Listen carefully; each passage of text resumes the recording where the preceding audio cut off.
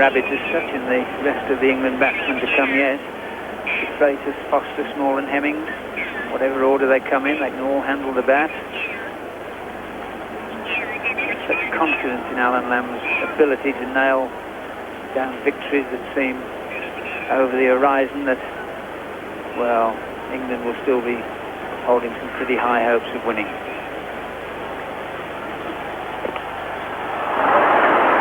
Oh, that's well stopped. A wry smile from Bruce Reid at Alan Lamb.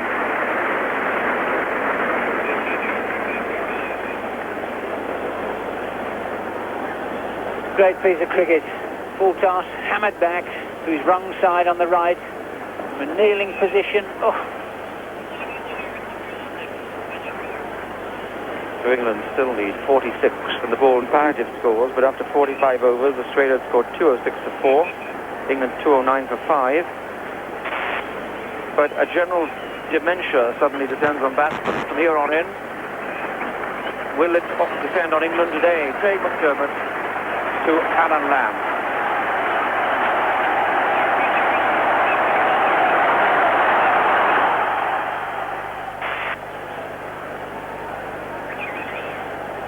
One run.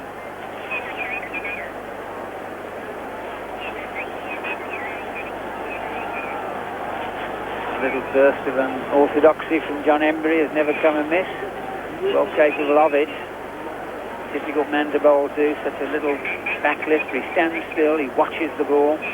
Immensely strong.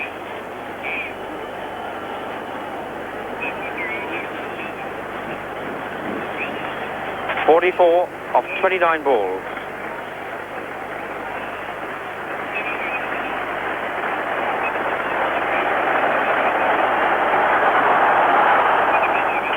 Oh, it's gone in the air, it might be caught. He dropped it. Mike Valletta is out there, and what a difficult problem he had. The sun goes down away to the left of your screen there, and that is purposely being left open to stop great shadows coming across, which of course has left a low and dying sun right in the eyes of Mike Valletta. But Embury gets so far 7 overs for 33. It's his job to come back and contain Lamb and Embury, and then we have De Freitas and Foster, Hemmings and Small. And twice he's done it in this tournament. Come on at the end when gentle, innocuous medium pace has been accurate enough. He worried New Zealand out of a game. No cooler head. 38 runs to win for England, 24 balls to come.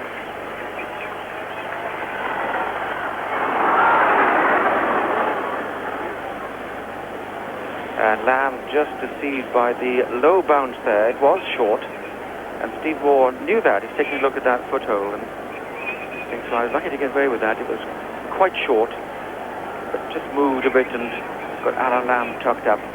Still, 1 run. 37 required by England to win. 23 balls.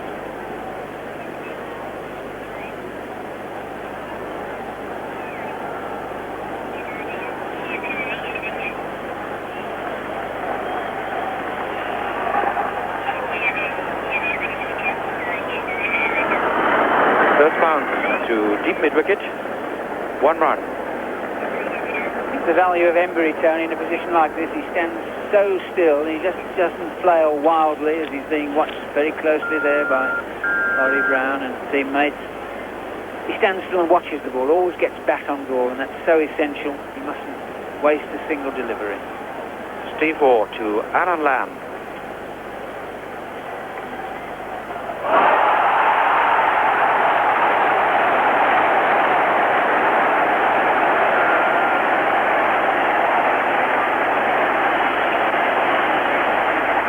There we are, the gentle medium pace of Steve Waugh.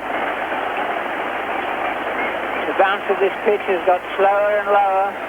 There's the end of a brave innings for Alan Lamb. 45.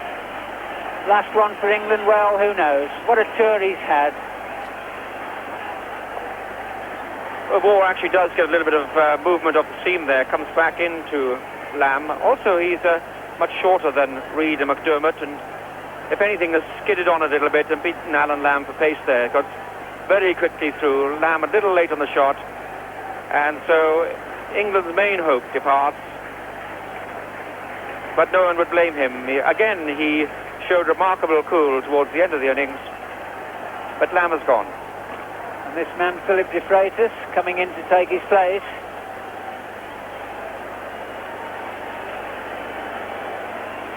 See Alan Lamb's innings again, bowled by War for 45. Going to the pull off the front foot. And de Freitas, he's unleashed a few thunderbolts with the bat on this tour. Not too many, though.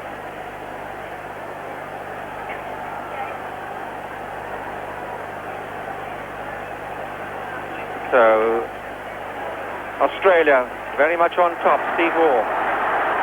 It's a stick.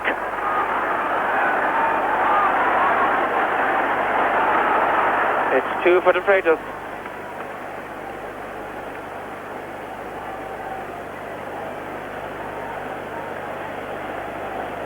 Tim May is finding out that it's a hard sort of life, this. It's only a 50-over contest. Bit of festival feeling, but there's a lot to play for.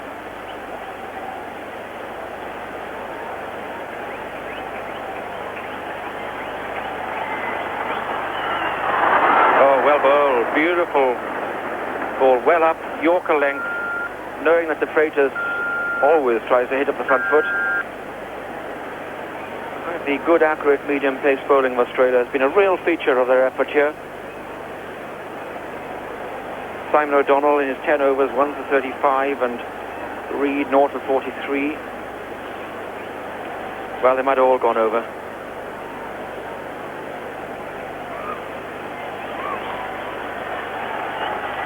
Another good ball. Very well bowled. Oh, that's high class.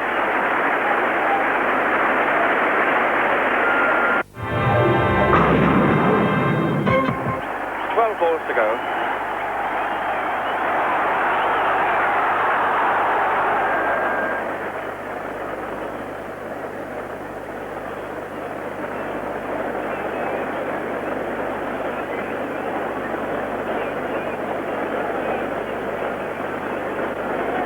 Balls, I'm sorry. Now 17.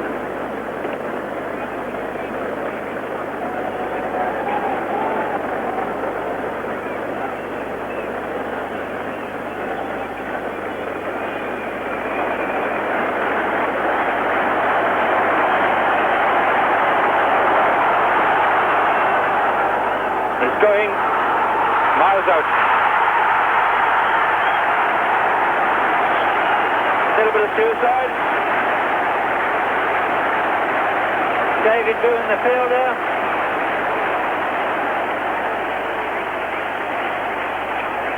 Little doubt now whose sympathies the crowd there with Australia. John Embury, a brave try, but having to take what turned out to be a fatal risk. Hitting it fairly hard, but you just can't afford a dot ball. McDermott, virtue of pitching it up, restricts the area that Embury can hit it in. Good pick-up by Boone. Good throw. And McDermott does the rest.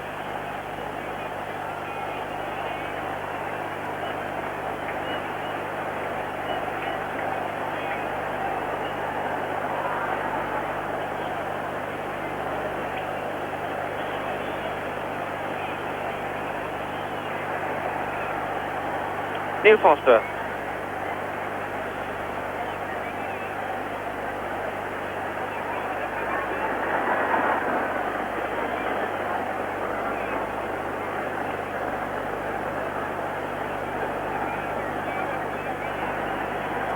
"34 runs, 16 balls.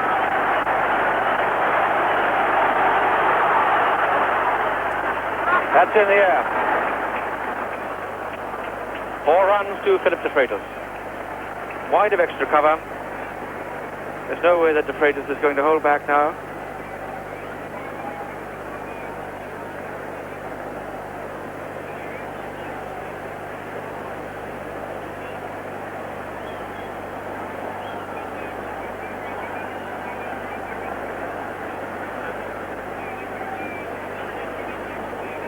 Thirty runs to win off 15 balls.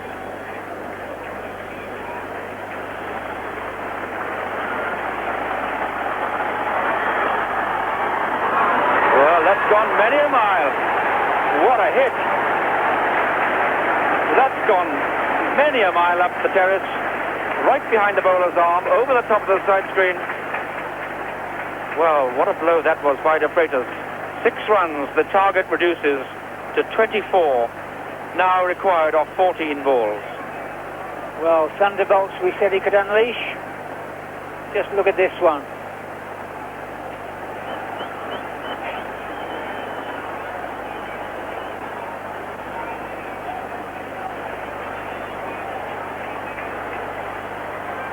McDermott. Another 4. Mid-wicket. 4 runs. Well, this is astonishing. Absolutely amazing. And this 90,000 crowd are getting the entertainment they so patiently waited for right throughout the day. 90,000 impartial viewers are at least having a game that's worth seeing, and a tremendous finish. 20 to win, 13 balls.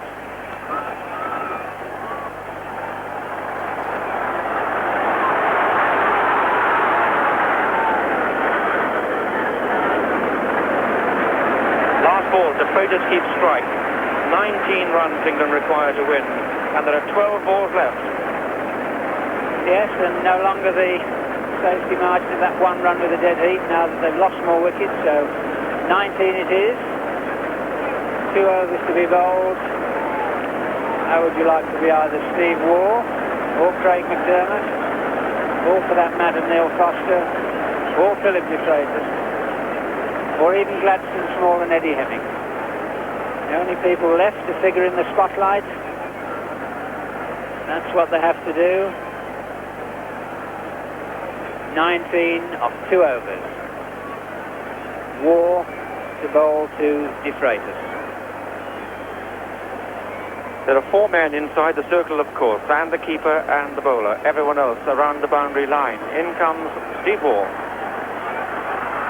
Oh. Well, that all but bowled him. I don't think De Freitas is going to hang around here. Well, every sign of enjoying it. Down. Oh, dear. 1 more coat of paint on the bail. It isn't that funny. 1 ball gone, so it's now 11 balls. 19 wanted.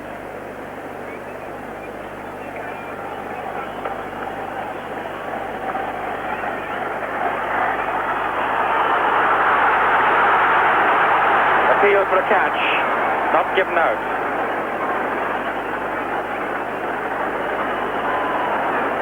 Everyone waits. Alan Board has had a word with the umpire. Appeared to be an inside edge, or so the Australians thought. Whether it carried or not is doubtful. Square leg umpire, who, to get out of the sun, has gone over to point. He made no signal, so umpire Gupta could do nothing else but rule the catch out. Steve Waugh, normally phlegmatic, very disappointed. De Freitas, I don't know. It didn't look as if it carried, but there we are. It's Australia boys really thought it had. 19 to win, 10 balls. That could be out. Yes, it's caught. Good catch, Bruce Reid.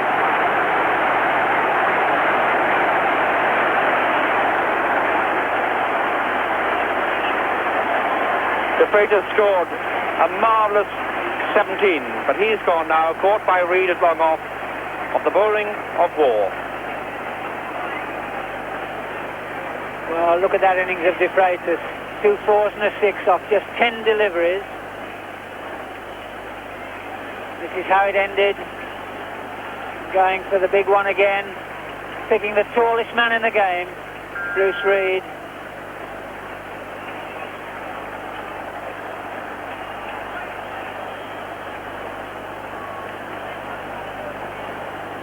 Reid catching it in that typical familiar Australian reverse hand take.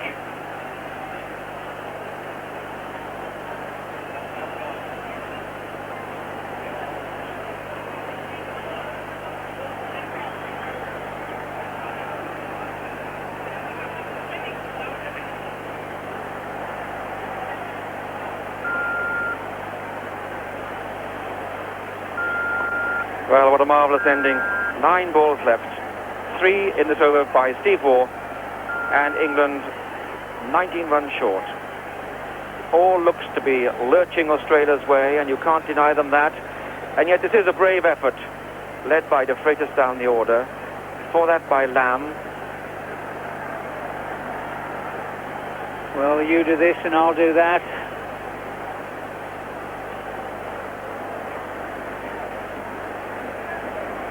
There is one more man padded up. Bless him. And that's Eddie Hemmings.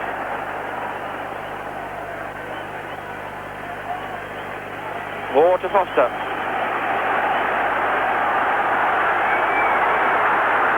Leg by.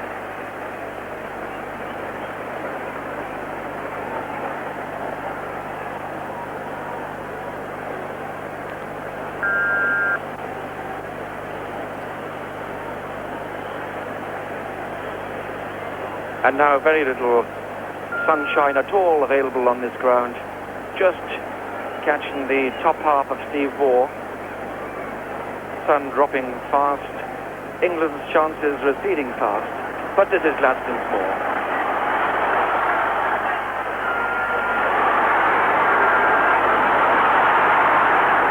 Oh dear, Gladstone, where are you going?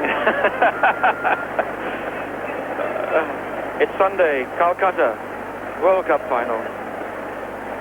1 to Gladstone's ball. It's in the air. First bounce to Reid. 17 to win. 10 balls left.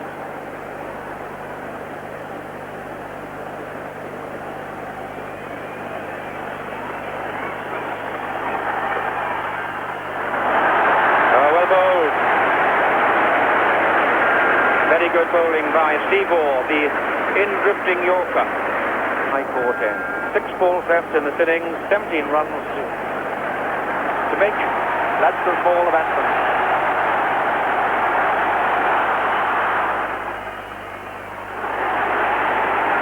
That's one out of the way, says Alan Border. Someone has to hit a boundary, or 2, or 3. Yes.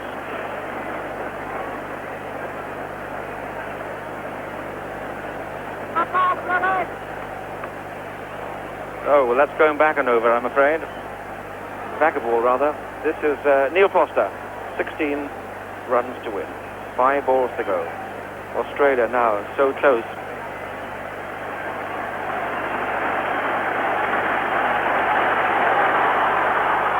Gone somewhere. Mid-wicket.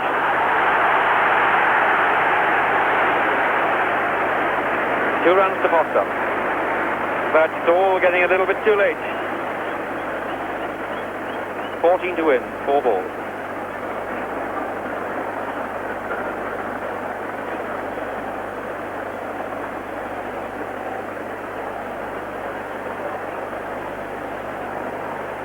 In case you want to know the score, it's 240.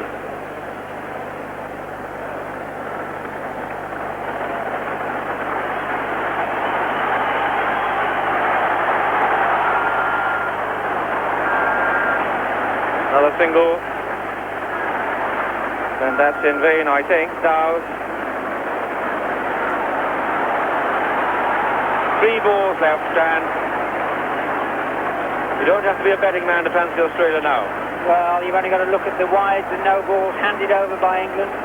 Australia gave some overthrows back, but really, some of the England batsmen will look at the final decisive margin and just wonder how they got out, and why they got out, when they got out.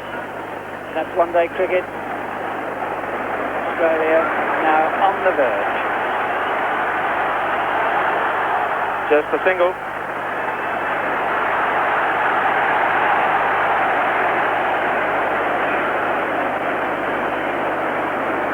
Two balls left.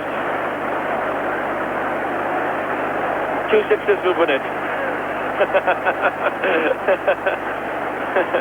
Who win it, Oh dear. sixes would win it and have Craig McDermott, I think, reaching for the razor blade. Well, let's not forget no balls. All things possible, but Australia are now 2 balls, or maybe 1, from victory.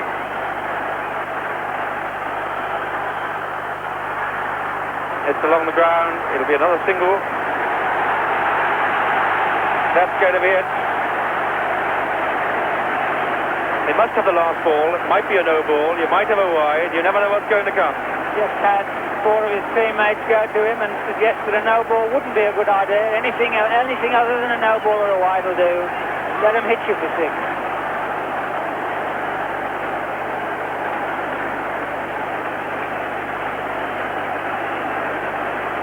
So really all over.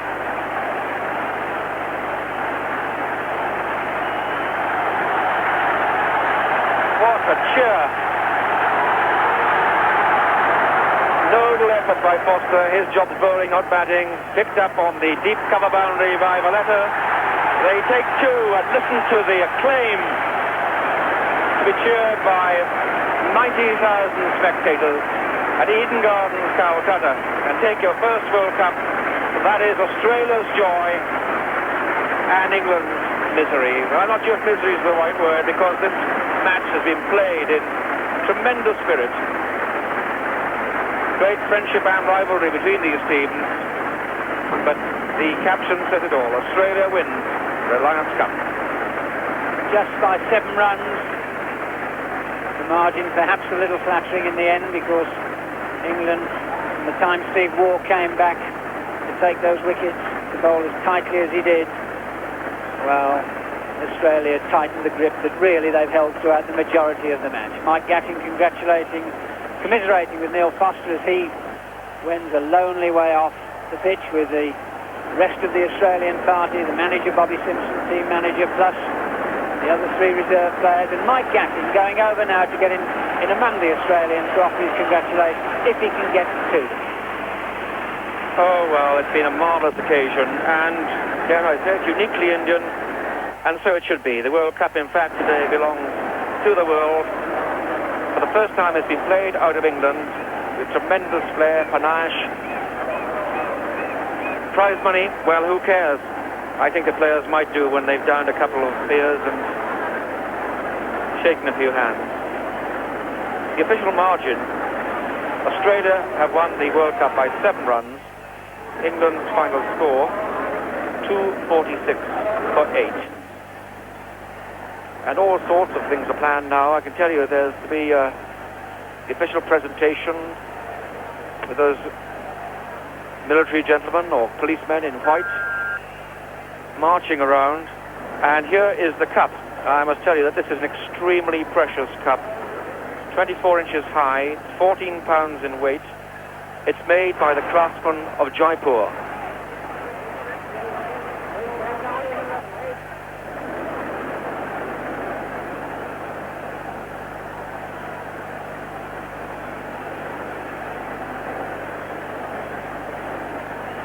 The cup is gold plated, 24 karat gold. Underneath is pure silver. Really is a tremendous work of craft. The crown on top, the Reliance logo, is in pure diamonds. And then around the body are the 8 inscribed flags of the participating nations. A truly wonderful trophy to win. In fact, the trophy will always stay here in India, but a wonderful replica is going to go with the Australians back to Australia.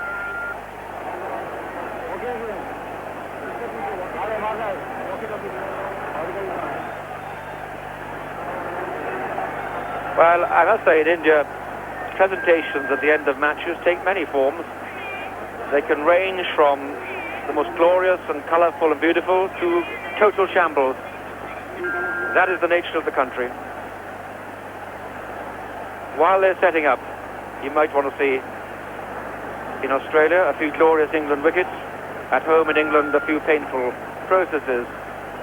Tim Robinson, alas, out to his first ball. Graham Gooch, having scored 35. Mike Gatting, I hope he never sees this.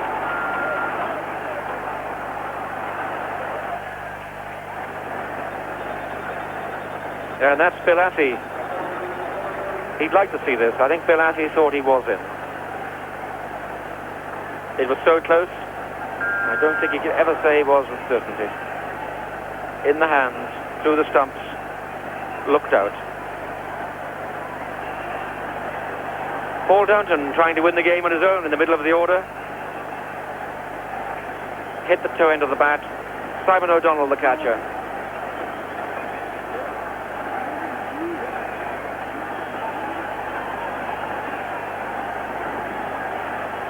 The end of Lammy.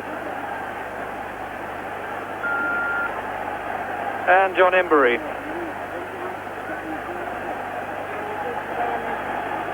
Even a man as experienced as Embury set off on a blind man's mission. De Freitas. And there we are.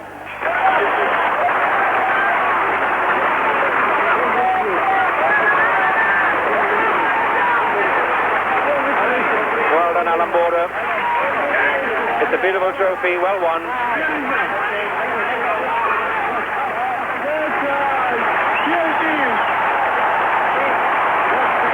And this moment really crowns a marvellous World Cup played in India, in Eden Gardens, Calcutta. It's a fabulous stage for a very rich prize.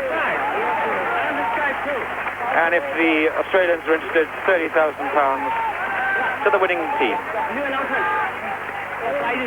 Borders worked so hard to mould this young side over a couple of years.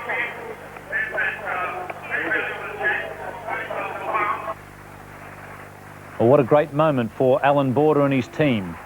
They've won the World Cup by 7 runs, and they're now doing a lap of honour at Eden Gardens in front of a crowd estimated to be around about 90,000. Victory by 7 runs in the World Cup of 1987 to Australia, defeating England, and they win £30,000 for first prize, which with the exchange rate as it is at the moment is plenty of spondulic. Man of the Match award going to David Boone, and he really set Australia on the right path with his fine innings of 75. So the Australians once again batting first and making a good score, and they would be delighted.